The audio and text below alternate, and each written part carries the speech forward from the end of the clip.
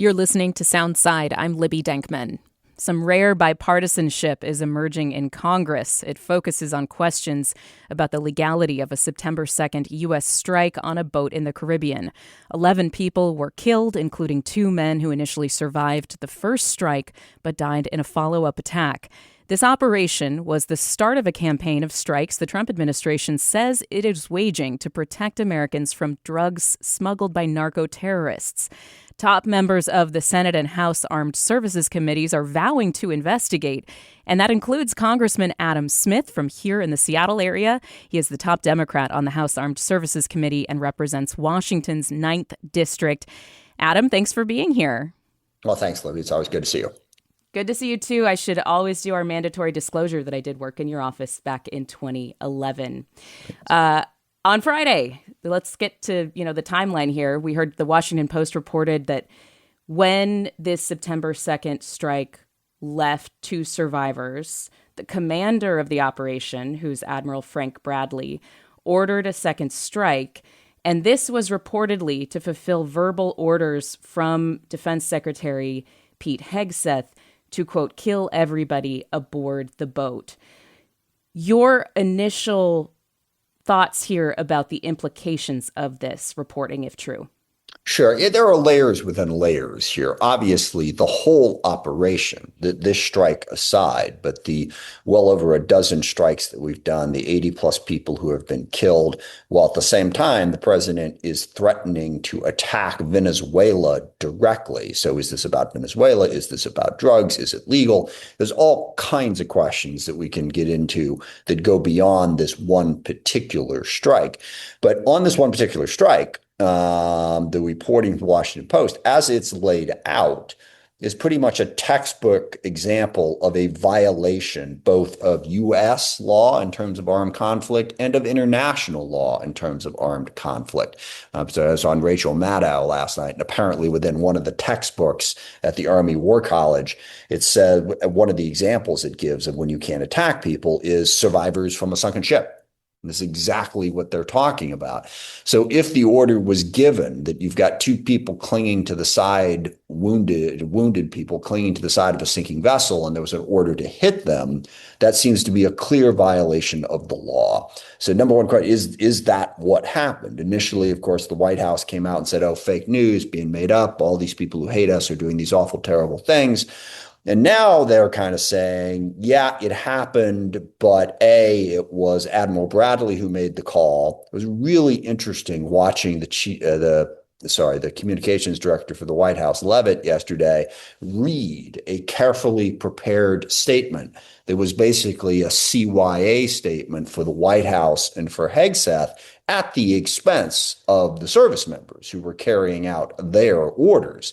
So I want to figure out exactly what happened, who gave the order, and what was the chain of command on this? And then also, what were the rules of engagement? That's the term used when you go into a conflict.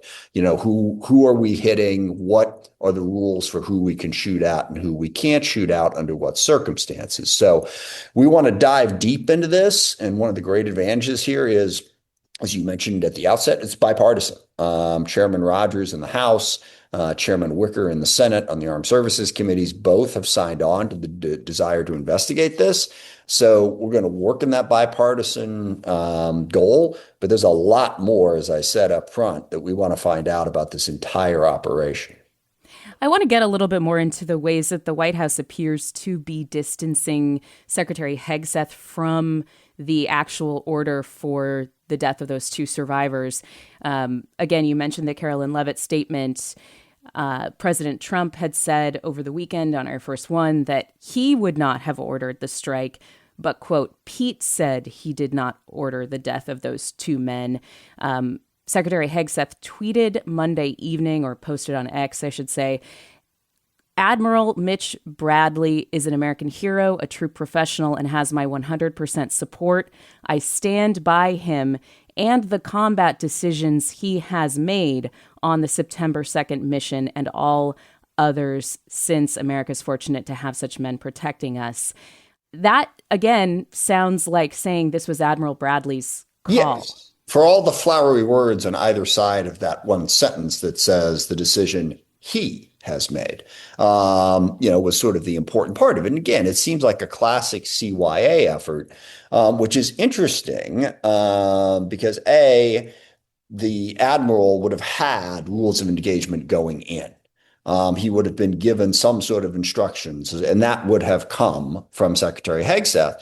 But also, I have heard things in various different briefings, including a classified brief that we had from Secretary Hegseth, without getting into details, that clearly implied from Secretary Hegseth that he was monitoring the first few missions. And remember, this was the first strike that happened on September 2nd, that Hegseth himself was monitoring it and giving orders during the strike. Now, is that actually what happened? I don't know, but we want to find out. And we are having Admiral Bradley is going to brief me and three other members, chairs and ranking on House and Senate Armed Services Committee on Thursday. So we're going to have that conversation and try to get those answers. But it's really interesting that the legalistic words that Secretary Hegseth and the White House are using, to try and distance themselves. And keep in mind, Secretary Hegseth has been Mr. sort of, forgive me for saying this bluntly, kill them all and let God sort them out, has been his approach since all these ridiculous books he wrote before he became Secretary of Defense, to his speech out at Quantico. Oh, no more rules of engagement. We're going to go in guns blazing, and everything's going to be fine, which is... This was the unusual meeting where they brought together a lot of the top brass of the military to kind of hear this rah-rah speech from the Secretary of Defense. Yeah. Basically a political rally that Secretary Hegseth and President Trump, never wanting to miss a good rally, decided to show up at to basically, I don't know, tell the military this is how things are under us and you need to be loyal to what we're doing. So Hegseth has been very forward leaning on basically not wanting to pay any attention to all those pesky lawyers and inspector generals and international laws. We're going to do what we have to do to win for America. And now that it's actually blowing up in his face, he's got all the weasel legal words about how it wasn't really his decision. Well, make no mistake about it, he's in charge. It was his decision, one way or the other. Just stepping back to the wider issue, obviously the Republicans on the Senate and House Armed Services Committees are focused on the investigation into this follow-up strike, which appears, if the reporting is true, to have violated American military code, all sorts of things. But when we talk about the wider campaign, again, you mentioned these 80 people killed. It's almost 20 strikes now against boats. There has supposedly been this memo from the Justice Department laying out a justification for the strikes, a legal standard or a legal underpinning for the strikes.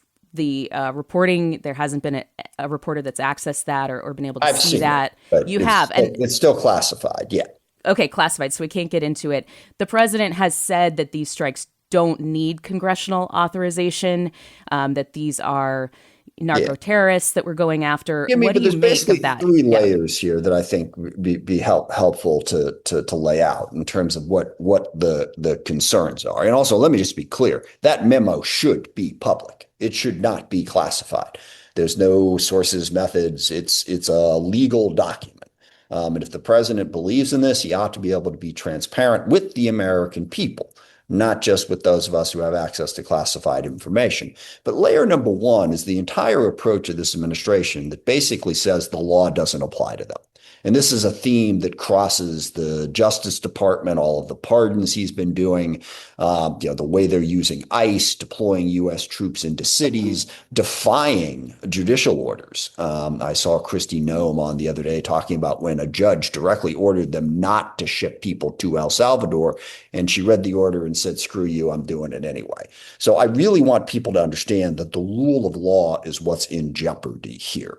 And one very specific thing. So they made the decision to do this operation in July. There was what's called an execute order given from the executive branch to the Department of Defense, accompanying this OLC, Office of Legal Counsel memo, with the legal justification in July. By law, any execute order is supposed to be given immediately to the committees of jurisdiction, HASC and House Armed Services Committee, Senate Armed Services Committee. They didn't do that. In fact, they've issued over a dozen execution orders, sorry, and not given them to us. They've simply disobeyed the law. They took the first strike without even telling anyone in Congress about it. And then it took them several weeks after that to brief us on it. This is clear, easy law. This is not a complicated issue.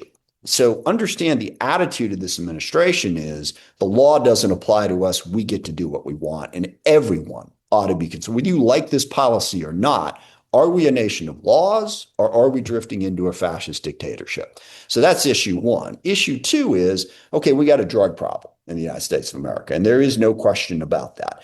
Is this operation really going to do anything to deal with that drug problem? First of all, most of the people who die in this country are dying from fentanyl. This doesn't have anything to do with fentanyl. Fentanyl is a Mexico, China precursor thing. Nothing comes out of Venezuela, nothing comes out of Colombia. This is basically cocaine, which is certainly a problem, but is it the same as 9/11, as a direct military attack? A lot of the analysis on this one particular strike is, well, these people were not a threat to U.S. forces or to the United States when they were clinging to the side of a boat. But were they a threat when they were in the boat, fully operational and fully healthy? No. And is this the best way to stop drugs from coming into the country? They're still coming. They got a whole bunch of different ways to do it. So is this really effective? And then the third big layer is, or is this what this is really about, in my opinion? This is about Trump wanting to live in the 19th century, wanting to go back to the Monroe Doctrine, back to spheres of influence, back to he as president having power over all of Latin America. And Maduro and Petro have refused to bend the knee to Donald Trump. So he wants to put pressure on them because at the same time he's doing this, he is pardoning the convicted drug dealer, former president of Honduras. He also pardoned this guy, Ross Ulbricht, who was running this, Silk Road drug thing. So if Trump cared about drugs, I think he would be acting differently. What he cares about is all of these countries have to pledge allegiance to Trump. And if they don't pledge allegiance to Trump, then apparently he's going to use everything at his disposal, including the U.S. military, to try to force them to do so. So that's what I think is really going on here. Are we going to war with Venezuela, Adam? Yeah, I don't know. And I give that answer honestly. And it's not that I'm not trying to find out. I am. But the Trump administration, again, doesn't think that they have to be transparent, doesn't think that they have to obey the law. And I'll tell you, he's got enough troops down there, enough forces, ships, and all of that he could if he wanted to. And that's the next big question. Do they start striking on sovereign territory? Right now, they're operating in international waters, which is a different thing than hitting a sovereign country. But from the rhetoric President Trump has said, they sure seem bound and determined. And we've asked them 1,000 different ways, is this happening? And we get varying different answers. Secretary Rubio, in that brief I mentioned earlier, said, oh, no. That's not what this is about. We're not going to do that. And yet you hear the president saying things that imply the opposite.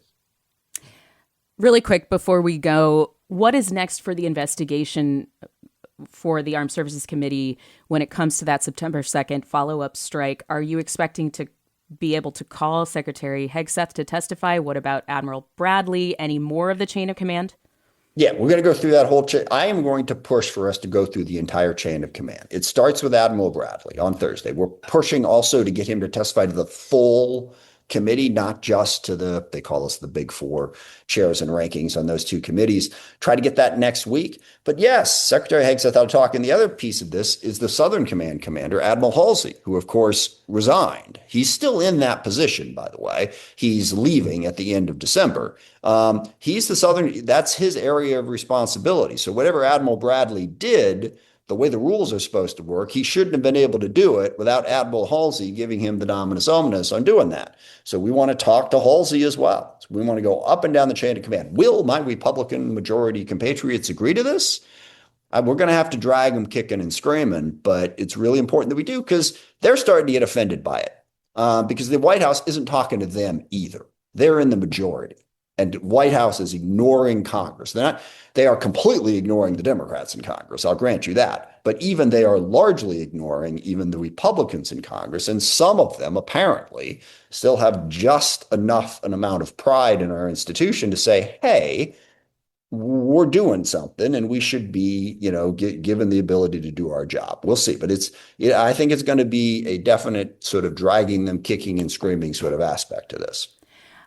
It also brings up a lot of the questions around these former members of the Armed Services and Intelligence Committee, Democrats who have been talking about members of the Armed Services and their obligation to not follow illegal orders. And, that we've seen the president go after Senator Mark Kelly and many others. That's probably a conversation for another day, but I think all of this, it's directly connected. Yeah, I don't know if you want to comment briefly. This is another example of the Trump lawlessness. I mean, to threaten to hang members of Congress for stating the law, that's all they did. The law in the UCMJ is clear. You are legally obligated to not follow unlawful orders. And that is all those 6 members said. And you're getting an idea as to why they felt it was necessary to say it. And again, the service members, the men and women who are serving our country, they are being put in a terrible position by this administration. The politicization of the military. I mean, my God, Hegseth's running around saying if you say anything bad about Charlie Kirk, you're going to be fired and kicked out of the military. He is politicizing the military. Now he's asking them to do things that are at best on the margins of legal. And then when it becomes a problem, he's like, I'm out. Wasn't me. I mean, that sort of, forgive me, chicken leadership from the civilian military, our civilian leaders of our military undermines our country, undermines our security, and undermines the men and women who are fighting to protect us. Congressman Adam Smith is the ranking member on the House Armed Services Committee. He's a Democrat who represents Washington's 9th District. We're going to be following this as your congressional colleagues and yourself pursue this investigation. Adam, thank you very much. Thanks, Libby. It's always good to talk to you. Thanks for listening to Soundside. This show is only possible because listeners support us. If you're able to give right now, please check out the show notes for a link to donate. And don't forget, you can listen live on KUOW 94.9 FM Seattle at noon and 8 p.m., Monday through Thursday, or anytime online at KUOW.org.